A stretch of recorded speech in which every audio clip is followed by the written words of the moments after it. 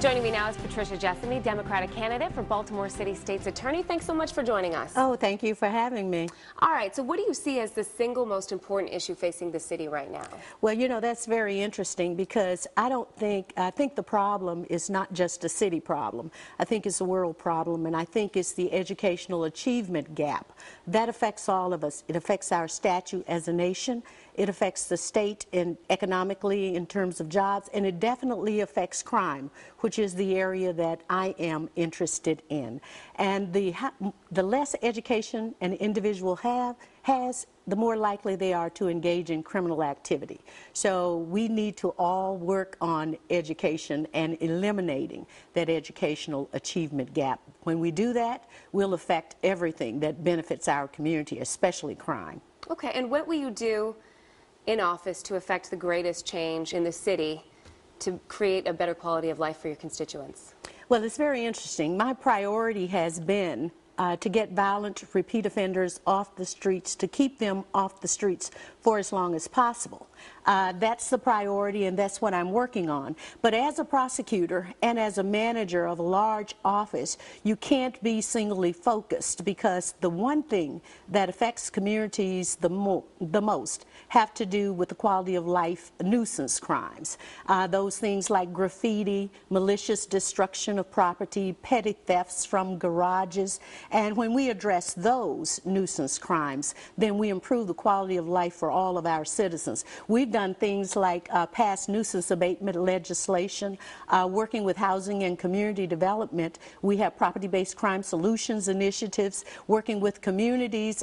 We have community impact statements so that citizens can inform judges when individuals have been convicted how negatively they impact their community. So it's going out, interacting with community, because crime is relative. And whereas violent crime is a priority, we have to balance it to make sure that people are quietly and peaceably enjoying their communities. What are the major assets that you plan to bring to office? Well, I think in addition to being a good manager and a good lawyer, you have to also be tough and smart. And when I talk about toughness, I'm talking about what you do to address the violent crime in the community, getting violent criminals off the streets, keeping them off the streets for as long as possible. So what I've done in terms of the toughness area is to establish programs that focus on doing that. One of the main initiatives that we've instituted is a program called Exile.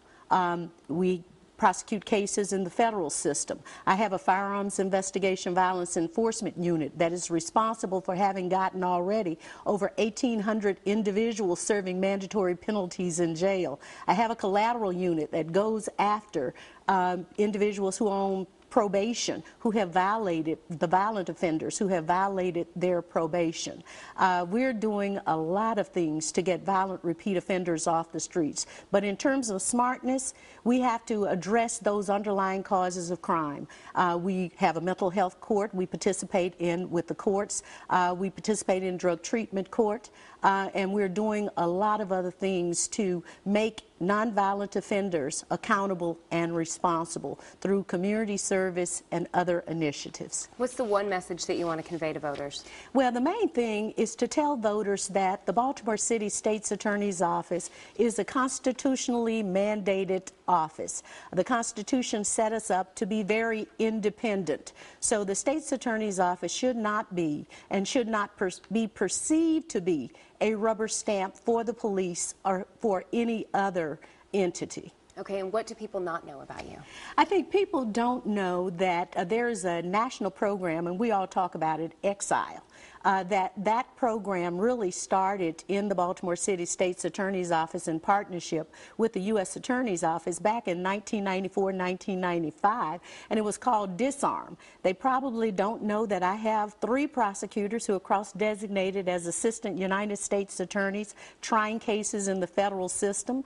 They probably don't know that many of the major investigations involving violent drug organizations and gangs originated as wiretaps in the Baltimore City State's Attorney's Office, and that it was my attorneys who presented those indictments to a federal grand jury. So those are things that they may not know about us. All right, well, we are out of time. Patricia Jessamy, thank you for joining us today. Well, thank you. All right.